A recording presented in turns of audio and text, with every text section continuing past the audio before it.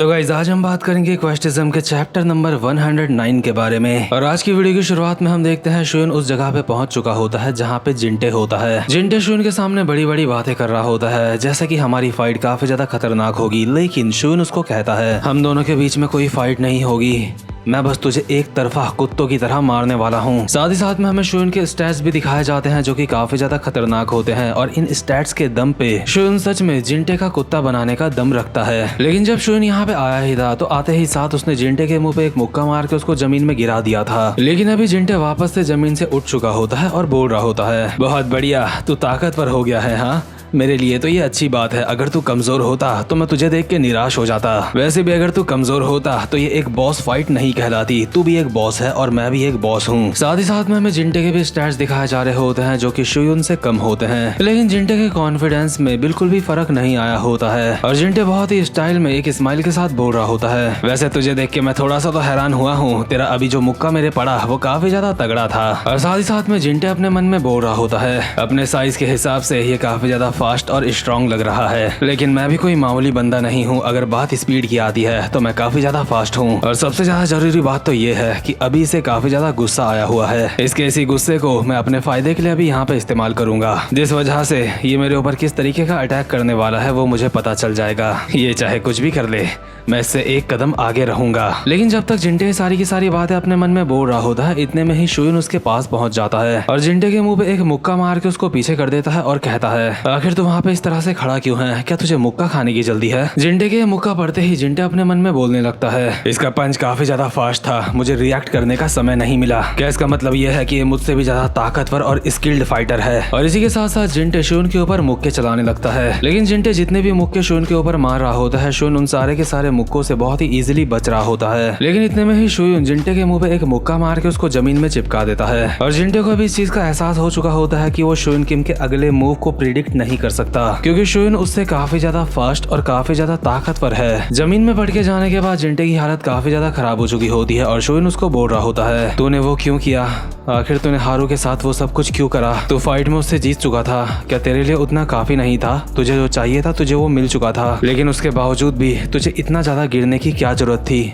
आखिर तूने हारू के साथ वो सब कुछ क्यों करा। जिंटे हरामजादा एक स्माइल के साथ जमीन में पड़ा पड़ा बोल रहा होता है क्योंकि वो सब करके मुझे बहुत ज्यादा अच्छा महसूस होता है, मुझे बहुत मजा आता है जब मैं किसी इंसान को उम्मीद देता हूँ कि वो मुझसे जीत सकता है और फिर अचानक से उसकी उस उम्मीद को छीनने में इतना मजा आता है जितना मैं बता भी नहीं सकता। तुझे पता है जब किसी की मैं उम्मीद छीन लेता हूँ और उसके चेहरे में जो एक्सप्रेशन होता है उसको देख के मैं जिंदा महसूस करता हूँ। लेकिन इसी के साथ शुन जिंटे के मुंह पे एक और खतरनाक सा मुक्का मारता है और कहता है तो तू अपनी जिंदगी इस तरह से जीता है, यानी कि अब तक तू जितना भी जिया है तूने अपनी जिंदगी को इसी तरह से जिया है, तुझे अपने से कमजोर लोगों को परेशान करने में मजा आता है ना। तुझ जैसे ऐसी घटिया सोच वाले लोग मुझे दुनिया में बहुत ही कम मिले हैं, और तुझ जैसे इस दुनिया में जितने भी लोग होते हैं उन सबको सजा मिलनी चाहिए। मैं कोई इंसाफ दिलाने वाला कोई हीरो नहीं हूँ जो इंसाफ की लड़ाई लड़े, मैं बस सिंपली उस चीज का बदला ले रहा हूँ जो तूने मेरे लोगों के साथ करा है। अब मैं तुझे महसूस कराऊंगा कि आखिर कमजोर होना कैसा लगता है, तो अब अपनी आंखों से देखेगा कि ये सब कुछ कैसा होता है। अर्जुन ने भी जिंटे की गर्दन पकड़ के उसको हवा में उठा दिया होता है और साथ ही साथ में इस्तेमाल कर रहा होता है माना ड्रेन का। माना ड्रेन एक्टिवेट होते ही शुन इस बंदे के स्टैट्स ऑब्जर्व करना स्टार्ट कर देता है और जिंटे को भी काफी ज्यादा अजीब सा महसूस हो रहा होता है, इसलिए वो बोल रहा होता है आखिर ये क्या है,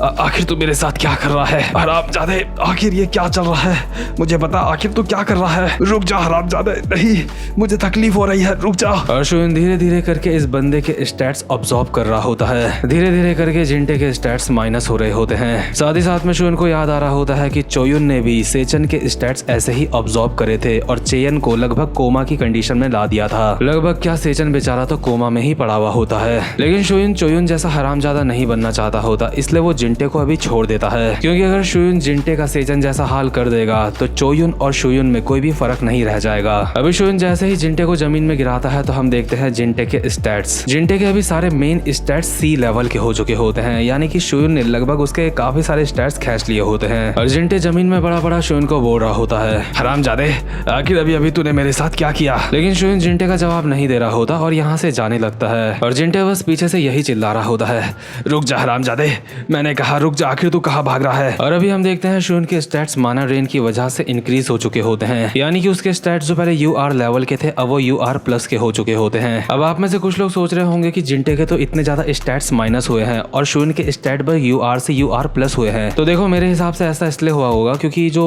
बाकी के जो बड़े स्टैट्स होते हैं वो बहुत देर में इंक्रीज होते हैं।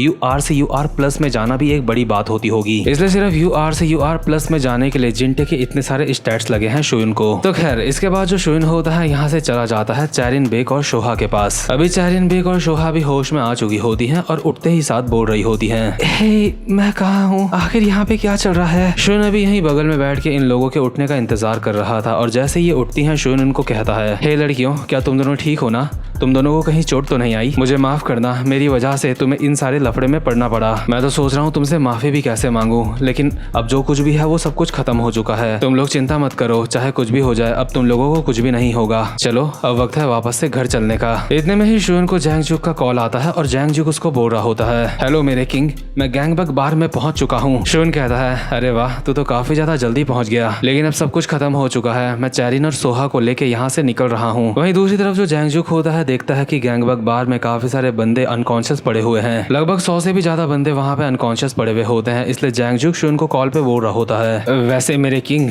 क्या आपने ही इन सबको यहाँ पे अकेले मारा है। शून कहता है, हाँ मैंने ही उन सबको मारा है, ये एक लंबी कहानी है। जैंगजुक कहता है, लेकिन कैसे, ये लोग तो 100 से भी ऊपर लग रहे हैं मुझे, आपने इतने सारे बंदों को कैसे मारा। शून कहता है, वो सब छोड़, वहाँ पे जो बंदे पड़े हैं वहाँ पे जिंटे भी पड़ा हुआ होगा, इसलिए मैं चाहता हूँ कि तुम लोग जिंटे को उठा के वेस्ट गैंगबक में लेके जाओ। जैंगजुक कहता है, क्या जिंटे, आप क्या बात कर रहे हो, यहाँ पे जिंटे नहीं है, मुझे लगता है आपको कोई गलत फहमी हुई है, यहाँ पे जिंटे कहीं भी नहीं है। दरअसल जिंटे अभी दोबारा से उसी जगह पे पहुंच चुका होता है जहाँ पे शोयन होता है और जिंटे अचानक से उछल के आता है और चैरिन बेक के मुंह पे एक खतरनाक सा मुक्का मारने वाला होता है, लेकिन इससे पहले कि ये मुक्का चैरिन के पड़ता, अचानक से ही शोयन जिंटे के मुक्के के सामने आ जाता है। शोयन को लग रहा होता है कि उसके स्टैट्स अभी सारे के सारे C लेवल के हैं, तो जिंटे के मुक्के का शोयन को कुछ भी असर नहीं होगा, लेकिन ऐसा बिल्कुल भी नहीं होता। जिंटे का मुक्का भी शोयन को काफी ज्यादा खतरनाक पड़ा होता है और इस मुक्के से शोयन रगड़ता हुआ काफी ज्यादा दूर जाता है। ये खतरनाक सा मुक्का खाने के बाद शोयन बहुत ही मुश्किल से दोबारा से अपनी जगह पे उठते हुए अपने मन में बोल रहा होता है, इतनी कमाल की ताकत,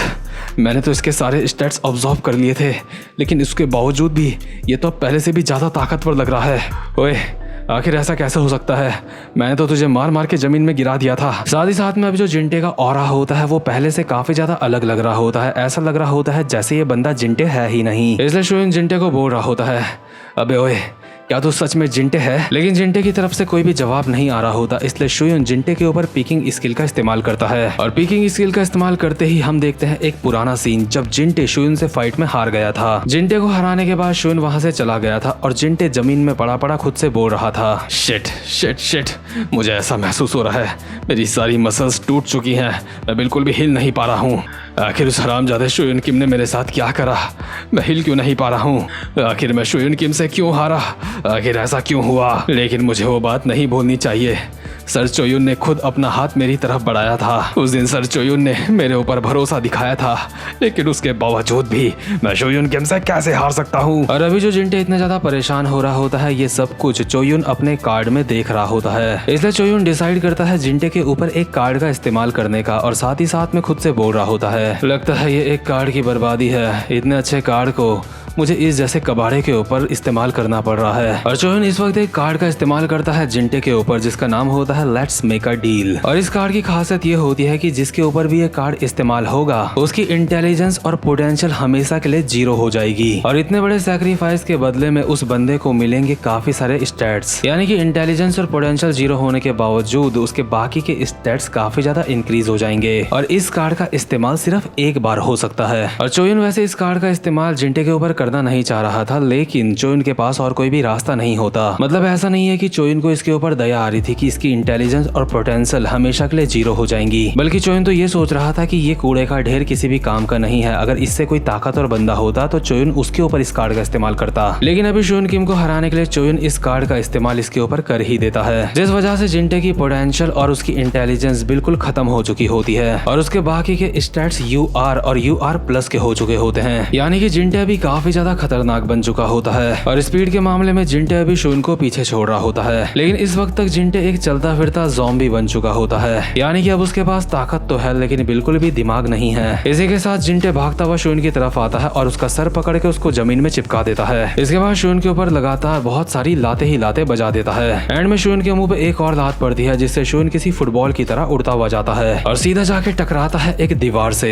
लेकिन जिंटे ने अब भी शून का पीछा नहीं छोड़ा होता। वो भाग भाग के आता है शून के पास और शून के ऊपर बहुत ही खतरनाक तरीके से एक घुटना दे मारता है। लेकिन शून जैसे तैसे करके अभी इस अटैक से बच चुका होता है और जिंटे का घुटना सीधा दीवार में जाके लगता है, जहाँ पे दीवार में एक घुटने के साइज का छेद बन चुका होता है। और इसी के साथ साथ शून ने अपनी रिकवरी पिल भी खा ली होती है क्योंकि जिंटे के कुछ ही हमलों से शून को काफी ज्यादा डैमेज पहुंचा होता है। शून को पता होता है कि चोयुन ये सब कुछ अभी देख रहा है, इसलिए शून अभी बोल रहा होता है, चोयुन तुझे दूसरे लोगों के ऊपर इस तरीके के कार्ड्स का इस्तेमाल नहीं करना चाहिए। क्या तू अपने मकसद तक पहुंचने के लिए जो चीज तुझे चाहिए उसको हासिल करने के लिए कितना भी गिर सकता है? क्या तेरे पास जो बाकी के कार्ड्स हैं उनका भी तू इसी तरीके से इस्तेमाल करता है? चोयुन क्या तू सच में एक इंसान है या फिर तो कोई जानवर है? लेकिन इसी के साथ शोयुन जिंटे के ऊपर एक पुश अटैक मार के उसको पीछे की तरफ कर देता है और साथ ही साथ में चोयुन को बोल रहा होता है, पिछले 2 महीनों में मुझे जितने भी कार्ड्स मिले हैं मैं उन सबको सोच रहा था कि छुपा के रखूंगा, क्योंकि मैं सोच रहा था जब अगली बारी मेरी फाइट तेरे साथ होगी तो अगर मैंने वो कार्ड सारे के सारे रिवील कर दिए तो मुझे मुसीबत हो सकती है। लेकिन बस अब बहुत हो गया है, मैं अब अपने कार्ड्स को छुपाऊंगा नहीं। तूने जो अभी एक गंदी चाल चली है मुझे लगता है इसका जवाब तो तुझे देना ही पड़ेगा। तुझे बताना पड़ेगा कि असल में मैं क्या क्या कर सकता हूँ। तूने मुझे 2 महीने का वक्त दिया था ना, लेकिन तुझे बता दूं तेरी वो बहुत बड़ी गलती थी। तुझे ये बात पता होनी चाहिए कि पिछले 2 महीनों में मैंने बहुत सारे क्वेस्ट पूरे करे हैं जिसके मुझे काफी सारे रिवॉर्ड भी मिले हैं और इस चीज के लिए तेरा बहुत बहुत शुक्रिया, क्योंकि मेरे पास अब कार्ड्स का अच्छा खासा कलेक्शन है। और अभी शून इस्तेमाल कर रहा होता है कार्ड चैप्टर नाम के एक कार्ड का जिसका काम होता है बफ। मतलब कि शून अगर इस कार्ड का इस्तेमाल करेगा तो शून के सारे स्टैट्स इंक्रीज हो जाएंगे और शून के स्टैट्स इस हिसाब से इंक्रीज होंगे जिस हिसाब से शून के पास सारे के सारे कार्ड होंगे। मतलब जितने ज्यादा कार्ड होंगे उतने ज्यादा स्टैट्स इंक्रीज होंगे। और शून अभी जैसे ही इस कार्ड का इस्तेमाल करता है तो शून के स्टैट्स अभी और ज्यादा इंक्रीज हो चुके होते हैं। खासकर जो शून की स्ट्रेंथ होती है वो LR की हो चुकी होती है, यानी कि UR से भी ऊपर। इस वक्त शून के स्टैट्स इतने ज्यादा अच्छे तो हो चुके होते हैं कि वो जिंटे की तोड़ सकता है। लेकिन इसी के साथ ये वाला चैप्टर भी यहीं पे खत्म होता है। तो खैर गाइस, उम्मीद करता हूँ कि आपको आज की वीडियो भी अच्छी लगी हो और जो कोई भी मेरे चैनल पे पहली बार आया है चैनल को सब्सक्राइब और वीडियो को लाइक जरूर से कर लेना। अब मैं मिलूंगा आपसे अपनी नेक्स्ट वीडियो में, तब तक के लिए गुड बाय।